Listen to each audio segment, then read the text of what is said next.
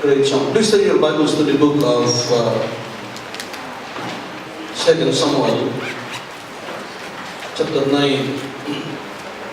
As I mentioned during our prayer time today, this is the first day of July, and this is our first service for the month of July, and this is also our first service for the third quarter. And we just finished our theme for the month of June, that is, experience God's great grace to speak kindly. And I want to thank all the preachers that preached during the last 3 quarters, all the preachers, all the teachers. And we heard, I think, 4 messages, particularly about our words, our tongue, and how powerfully were we reminded of this mother. The lesson that was taught by Brother Alex, followed by the lesson that was, or the message that was preached by Brother Ray, and then the last 2 Fridays. And again, we praise God for the messages. And our theme for this month is experience God's great grace to be gracious. I actually have a message I gave Brother Kiboy, but as I was thinking about our theme, I came up with a different message, and I hope that this will be a blessing. The title of the message is Sharing God's Kindness. Not just showing, but sharing God's kindness. Turn to 2 Samuel chapter 9, beginning with verse number 1 down to verse number 13. But let me just read verses 1 down to verse number 3, 2 Samuel chapter 9. And David said, "Is there yet any that is left of the house of Saul?" Saul is the first king of Israel, and he was followed by David. "That I may show him kindness for Jonathan's sake. And there was of the house of Saul a servant whose name was Ziba. And when they had called him unto David, the king said unto him, Art thou Ziba? And he said, Thy servant is he. And the king said, Is there not yet any of the house of Saul, that I may show the kindness of God unto him? And Ziba said unto the king, Jonathan hath yet a son, which is lame on his feet. Let me jump to verse 7. David said unto him, Fear not, I will surely show thee kindness. 3 times in this passage of the scripture, we find those words related to kindness. Verse number 1, he said that I may show him kindness. Verse number 3, the Bible says that I may show the kindness of God unto him. And verse number 7, for I will show thee kindness. Now, in the Old Testament, kindness refers to God's long-suffering love. I studied the Hebrew word for both gracious and the word kindness in the Old Testament. Now, this is God's determination to keep His promises to His people in spite of their sin and rebellion. In the New Testament, the Greek word translated grace best represents the idea of God's kindness. So when we talk about kindness and grace, they are actually very, very, very similar. Because God has been gracious to us, we should treat others with grace as well. And that is what we find, that is what we see, that is the theme in this chapter that we read tonight. I want to show you 3 things. Number 1 is, I just divided the message into 3 parts, and then we have some lessons which are italicized in your handout. Simple truths that we can learn. First is finding Mephibosheth. It's not finding Nemo, okay? It's finding Mephibosheth. We already read verses 1 down to verse number 3. Let me read verse number 4. And the king said unto him, What is he? And Ziba said unto the king, Behold, he is in the house of Machir, the son of Amiel, in Lodibar. So here we learn that David was looking for a family member in the family of Saul and Jonathan. And so somebody mentioned to him that there is Jonathan had a son and he is still alive, and he was lame, and he is in Lodibar in the house of Machir. Now, letter A in your notes is the plight of Mephibosheth. The plight. Anong nangyari sa kay Mephibosheth? We learn from this passage of the scripture, the Bible tells us here that Mephibosheth was lame. Verse number 3. Jonathan hath yet a son which is lame on his feet. Also in verse number 13. So Mephibosheth dwelt in Jerusalem, for he did eat continually at the king's table, and was lame on both his feet. So, yung dalawang paa niya talagang hindi siya nakakatayo. Maybe you will ask the question, what happened to him? Well, let's go back to chapter 4 of 2 Samuel para makita natin yung ano nangyari dito. 2 Samuel chapter 4 and verse number 4. And Jonathan, Saul's son, had a son that was lame on his feet. He was 5 years old when the tidings came of Saul and Jonathan out of Jezreel. May ano rito merong mga yung away-away, may gera-gera. So, the Bible tells us that Mephibosheth was 5 years old when the tidings came of Saul and Jonathan out of Israel, and his nurse took him up. Nagmamadali sila, kinuha ng kanyang yaya, si Mephibosheth, and took him up and fled. And it came to pass as she made haste, sa sobrang pagmamadali, to flee, that he fell. Nahulog itong si Mephibosheth and became lame.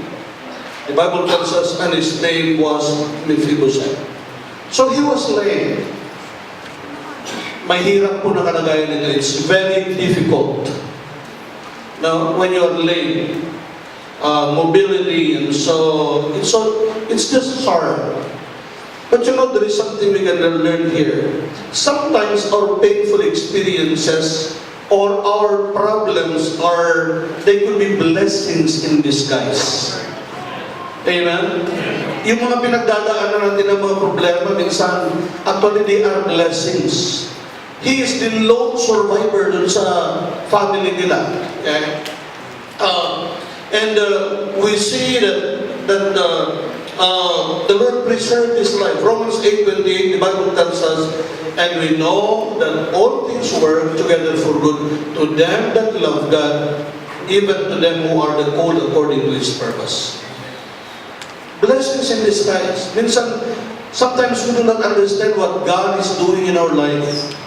I'm sure Brother Ian is having a hard time trying to process or trying to understand why do my wife, but siya nagkaroon ng cancer. But again, yung mga painful experiences natin, we can think of so many examples in the Bible. For example, the example of Joseph, how he was hated by his brothers, how he was sold into Egypt, how he was imprisoned. But all those things, God was doing something in his life. He later, we all know the story, he later became the Prime Minister of Egypt. And God used his life greatly. So that was the plight of Mephibosheth. Letter B is the purpose of David. Why did David try to look for Mephibosheth? What was his motive in finding Mephibosheth? We learn from this story that David's motive in seeking for Mephibosheth was not his plight. Hindi dahil gusto niyang makatulong kay Mephibosheth dahil kawawa siya. That's not the reason why he sought for Mephibosheth. It's not because he felt sorry for Mephibosheth. He was actually doing this. His purpose, his motive was for his friend's sake. Tingnan niyo doon sa may verse number 7, David said unto him, Fear not, for I will shew thee kindness for Jonathan thy father's sake. Alam niyo ba na si David at saka si Jonathan, they were very good friends. They were the best of friends. Talagang, they are just so close. You know, Jonathan tried to protect David from the evil intention of his father.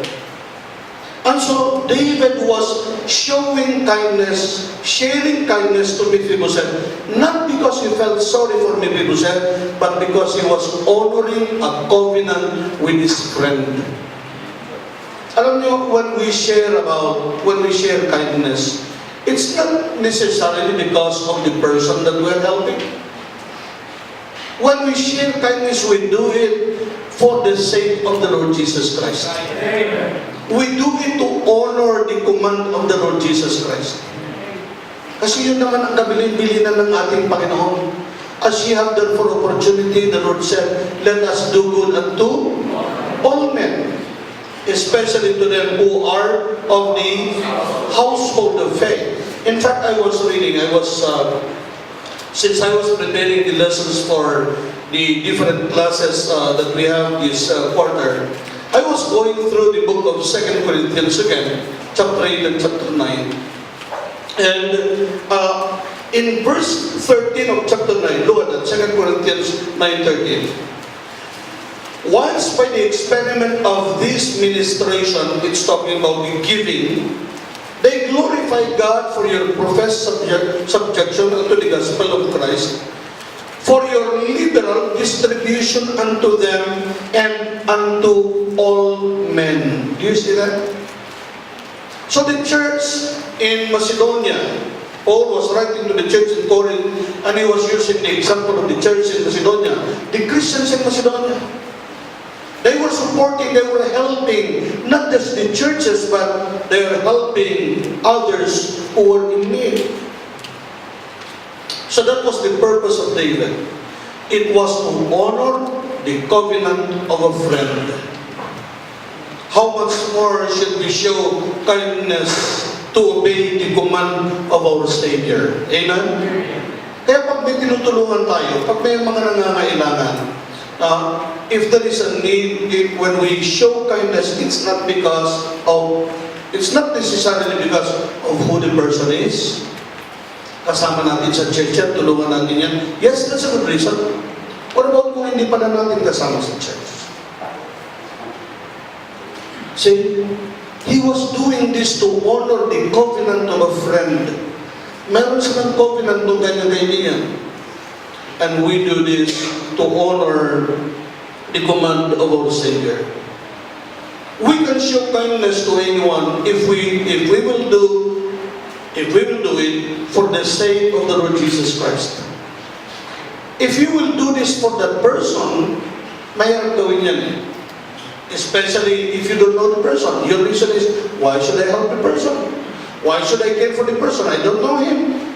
Why should I care for this person? He did this to me before. It's hard. Medyo mahirap. But you know, if you do what you do, if you share kindness for the sake of the Lord Jesus Christ, you will find it's very easy to do it. Because you're not doing it necessarily for the person. You are doing it for the Lord. You want to honor the Lord. You want to honor the command of our Savior. So that's what we see here. And second, not only the finding of Mephibosheth, but the fencing of Mephibosheth. The fencing of Mephibosheth. When David learned about Mephibosheth, he sent somebody to fetch him. Look at verse number 5, down to verse number 8. Then King David sent and fetched him out of the house of Machir, the son of Amiel, from Lodebar. Now when Mephibosheth, the son of Jonathan, the son of Saul, was come unto David, he fell on his face and did reverence. And David said, Mephibosheth. And he answered, Behold thy servant. And David said unto him, Fear not, for I will shew thee kindness for Jonathan thy father's son, and will restore thee all the land of Saul thy father, and thou shalt eat bread at my table continually. And he bowed himself and said, What is thy servant, that thou shouldest look upon such a dead dog as I am? What do we see here? First, we see the participation of servants. The participation of servants. David did not go and fetch Mephibosheth himself. The Bible says in verse number 5, the king, then King David sent. So he sent servants. He sent Ziba and 15 sons and 20 servants. I do not know if they were the ones, but these servants went and fetched Mephibosheth from Lodebar and brought him to Jerusalem. You know, there is, again, we are talking about David here, not necessarily the servants. I have learned this. When there is a need, I mentioned this last Friday, when there is a need, a grace-controlled Christian will do what he can to meet that need. Kung meron isang need, kung meron isang nangangailangan, at malaman ng isang Kristiyano that is controlled by the grace of God, that is blessed by the grace of God, that person will do what he can to meet that need. So this is a good test actually for us. If you are really grace-controlled or not. Is the grace of God in control of your life? Because if you are grace-controlled, you will do what you can to meet those needs. Yan ang makita natin dito sa ginawa ni David. Every week we learn of different needs. My wife just showed me a message that she received from our niece. JD has a cousin, the daughter of my younger sister. She's a doctor. She's a surgeon in Davao City, in Tago. And one of her patients, I don't know exactly, I've not spoken to her yet, she just sent a message and a picture. And she greeted us and said, one of the patients was my classmate in high school. Pito kaming magkabarkada nung when we were in high school. Paul Eterlin and Jonathan Armado, he's dead now. And Yolando Aquino is one of them. Joey Pagarigan and Daniel Napilan, myself and this guy, Rufino. And he showed me a picture. He was in that hospital. And Cindy, yung aming pamangkin, said, I think meron siyang cancer and he needs to undergo surgery tomorrow. Now, why would the Lord allow me to know that need? Hindi kaya may ibig sabihin ng Panginoon na you have a friend back in, when you were in high school that is in need? See? And I just told you about several needs in our church. People that we know who are going through times of need. So, nakikita natin dito yung puso ni David. He wanted to share the kindness of God. 3 times he said that I may show him kindness. In verse number 7 he said, For I will show thee kindness. But in verse number 3 he said that I may show thee, that I may show the kindness of God unto him. Hindi lang yung kindness ni David ang nais niyang ibahagi kay Mephibosheth, but the kindness of God. Let there be not only the participation of the servants, but the promise of the king. The promise of the king. If you were Mephibosheth and you learn that David, the servants are here to fetch you and bring you to Jerusalem, how would you feel? how would you feel? Would you be excited or will you be afraid? Saul was his lolo. Guka. You know Guka? Grandfather. Saul was his Guka. And Saul wanted to kill David. And Jonathan was his father. Jonathan was the father of Mephibosheth. So if Mephibosheth listened to Saul, his grandfather, he would be terrified. But if he listened to his father, then he would be excited. But he came to Jerusalem, you know. And as soon as he arrived in Jerusalem, look at this. In verse number 6.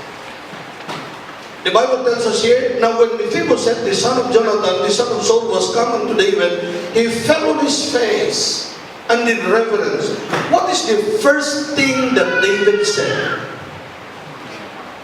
And David said, Mephibosheth. Hindi, yung pangalan niya, Mephibosheth. Hindi ba kapag tinawag tayo sa pangalan natin, basta yung pangalan mo, huwag kinay, huwag gano'n. Okay. Yung tinawag sa pangalan mo, hindi ba maganda sa tenga mo yun? Even if your name is Procopio, or whatever, you know, when somebody calls you by the name, remember, this is the king. Renerio. David said, Renerio. This is the king. This is the king of Israel, and here is Mephibosheth. He was lame, he was being carried. And David looks at Mephibosheth and said, Mephibosheth, probably with a smile in his face. Oh, what a joy. And then ano sabi niya? And he answered, behold thy servant. And David said unto him, he said, fear not. Fear not. For I will surely shew thee kindness for Jonathan my father's sake. And I will restore thee all the land of thy father. Instant millionaire. And thou shalt eat bread at my table continually. Wow. It was too good to be true. He cannot believe his ears. Verse number 8. He was in the house of that guy, Machir, I don't know how you pronounce his name. I do not know how he was being treated in that place. But now he is in the palace of the king. And he hears these things. And he bowed himself and said, what is thy servant that thou shouldest look upon such a dead dog as I am? He is saying, King, I am not worthy of these things. You know, that is grace, di ba? Unmerited favor. Para tayo si Mephibosheth, we are sinners in the sight of God. We are bound for the lake of fire. You know, but God has been gracious to us. God has been gracious to us. Like Mephibosheth, we can identify with him. We are like dead dogs. You know, that is the grace of God. And David is sharing that grace, that kindness to Mephibosheth. You know why? Because David himself had experienced the kindness of God. Si David din eh. Na-experience niya rin yung grace ng Panginoon, yung kindness ng Panginoon. Do you know who David was? When he was a small boy, what was his job? He was a shepherd. Way up there in the you know, nagpapakain lang ng mga karnero. Laruan niya is tirador, palsiit, tinuhan. Pag may nakitang mga niyan, tinitirador niya. Ganun lang ang laro niya. Never in his wildest imagination did he thought that one day he would be king. Alaga niya mga karnero lang. But you know, God made him king. God gave him the kingdom. God gave him so much wealth. God gave him so much riches.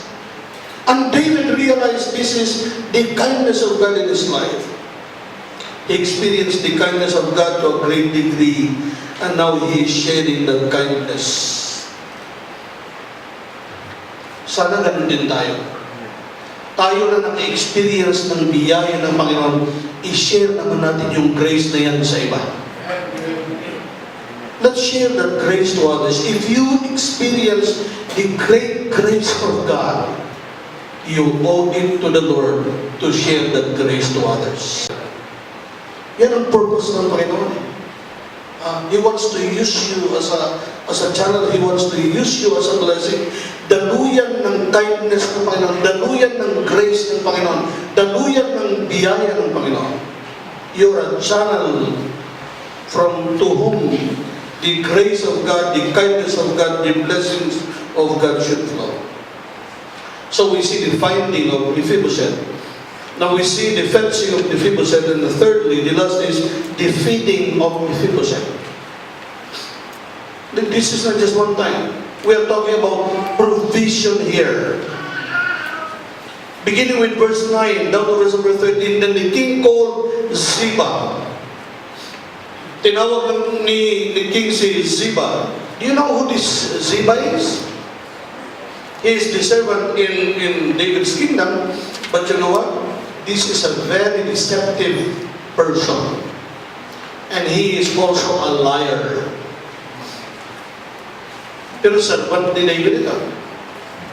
Do you remember later on, dun sa pagdating sa chapter 19, when David was forced to leave Jerusalem because of the rebellion of Absalom? Do you remember the story?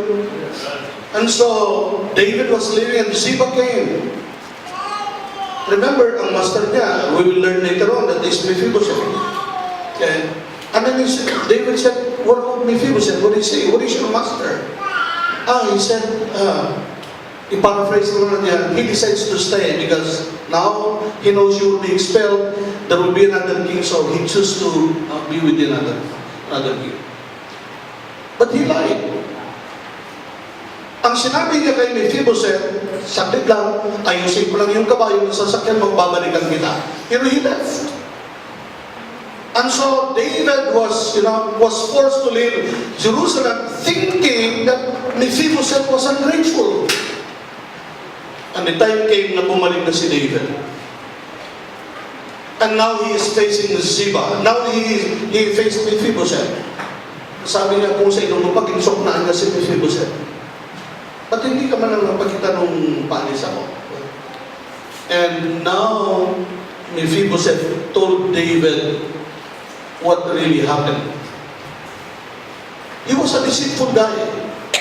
But we see here in verse 9, then the king called Ziba, Saul's servant, and said to him, I have given unto thy master's son all that pertained to Saul and to all his house. Thou therefore and thy sons and thy servants shall till the land for him, and thou shalt bring in the fruits, that thy master's son may have food to eat. But Mephibosheth, thy master's son, shall eat bread always at my table. Now Ziba had 15 sons and 20 servants. And Ziba said unto the king, according to all that my lord the king had commanded his servant, so shall thy servant do. As for Mephibosheth, said the king, he shall eat at my table as one of the king's sons. And Mephibosheth had a young son, whose name was Micah. And all that dwelt in the house of Ziba were servants to Mephibosheth. So Mephibosheth dwelt in Jerusalem, for he did eat continually at the king's table, and was laid on both his feet. What do we say? The privilege of a family. The privilege of a family. Ano sabi niya rito? Mephibosheth shall eat bread. Ilang beses pinanggit yan, I think 3 times, in verse number 7, and then you see that also in verse number 10, and you also see that in verse number 11. 3 times. Mephibosheth shall eat bread always at the king's table as one of his sons. Pwede naman sanang nagpatayo lang si David ng bahay kubo doon sa tabi. And every time na breakfast, lunch, and dinner, and snacks, magpapahatid lang sa servants doon sa kay Mephibosheth. But that's not what the king did. Pinakain si Mephibosheth in his table always as one of the king's son. See? He had the privilege of a family. You know, sharing kindness involves planning carefully and sometimes even paying the cost. Hindi naman ito basta David knew what he was going to do. Pinag-isipan niya yung gagawin niya. Pinag-isipan niya yung gagawin niya. You know, that's why many people do not care because they know it is costly. Do you remember the story of the Good Samaritan? Yung priest duman lang, yung Levite duman lang, but what did the Good Samaritan do? It took some time. He had a schedule that day, but he was willing to be disturbed with his schedule. Pinuspon niya yung ibang gagawin niya, and he took care of that servant. He poured his oil, and he put him in his dish, and then he took him to an inn, and he paid the bill, and he said, just take care of him. Kung may babayaran pa, babalikan ko and I will pay you. You know, sharing kindness could be costly. When the Lord Jesus Christ shared His kindness to us, was it free? It cost Him His blood. It cost Him His life. That is the price He had to pay. That's why if we are going to share the kindness of God, dapat talaga, you should be conscious, there must be conscious planning. This is the money that God has given me. This is the money that God is giving me every single month. Okay? I will set aside some of this to show God's kindness to others. It could include paying a cost. As I told you during prayer meeting, somebody's in trouble in Doha right now. He's one of our guys in the church. 3,000 pesos must be paid for him to get out of jail. Okay. Ayon's wife has, 8 chemotherapies. First 4 therapies, 7,000 pesos each. The second 4 chemotherapies, 35,000 because his wife is stage 3 cancer now. Brother George is in Ghana right now, detained. They have to raise 4,000 reals. The family was able to raise 2,500. Another 1,500 must be sent to help them. But if Brother Mario, the old guy who was saved in Alcoa, is in the Philippines right now, abandoned by all his children and his wives, also needs help. Missionaries who are all over the world, Filipino missionaries, they need to be supported. They need to experience kindness. I'm telling you, it's costly. And if we are going to show, if we are going to be gracious, if we are going to show the Lord's kindness, it is costly. Pero yun yung privilege ni Mephibosheth dito. And let that be, the last word in your note is the promotion by a friend. The promotion by a friend. King David made Mephibosheth the master of Ziba's household. Maliban sa binigay sa kanya yung lahat ng lupain ni Saul, he gave him all the land of Saul. Malaking bagay na yan eh. Oh, may lupain ka na dyan, may mga servants ka na dyan. Bahala ka na dyan sa buhay mo, okay ka na siguro dyan. Pero hindi. He gave him all the land, he gave him servants, he ordered those servants, make sure you till the ground, make sure you bring the food. And then he said, Ziba, from now on, I am no longer your master. You, your 15 sons, your 20 servants, all of your household, your master will be Mephibosheth. What a promotion. What a promotion. Hindi naman hiningi ni Mephibosheth ito eh. Knowing Mephibosheth, nahihiya nga siguro eh. Nahihiya nga siya siguro kay Ziba. Matagal na si Ziba sa kaharian ni David. Siya pa yung sinundo. Ngayon siya pa yung bossing ni Ziba sa kanyang household. Did you know? This is the key. Demonstrating kindness and grace to somebody who did not deserve it. The Lord blesses us with grace so that we can be a blessing of grace to others. Yan ang makikita natin pag binasa mo sa may 2 Corinthians chapter 8 verse number 1. We do you to wit of the grace of God bestowed on the churches of Macedonia. The grace of God was bestowed upon the churches of Macedonia. Binigay ng Panginoon yung kanyang grace doon sa mga nanampalataya ng Macedonia. And now the saints, because the grace of God was bestowed upon them, now they are helping the churches. Now they are helping all men. They became a channel of blessing, the blessing of grace.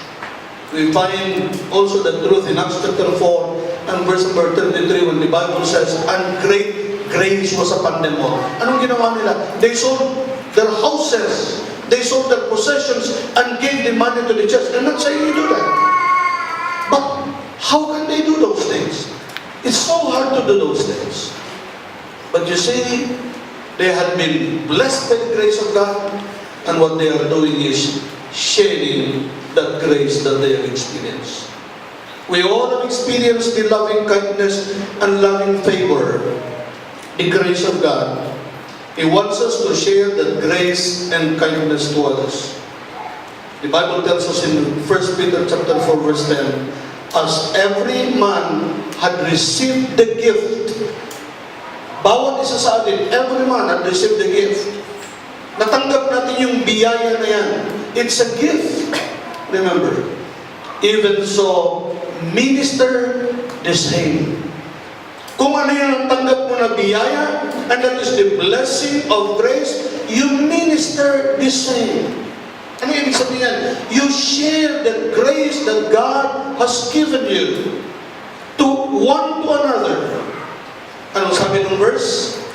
As good stewards of the what?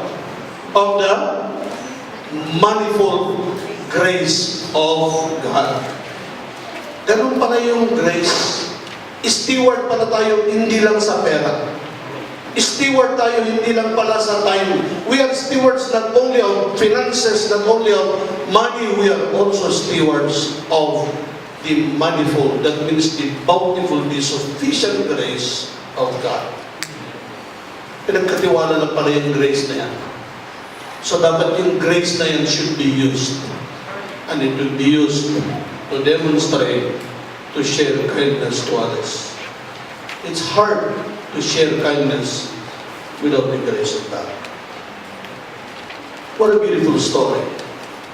It's a story that reminds us we need to experience God's great grace so that we will be gracious.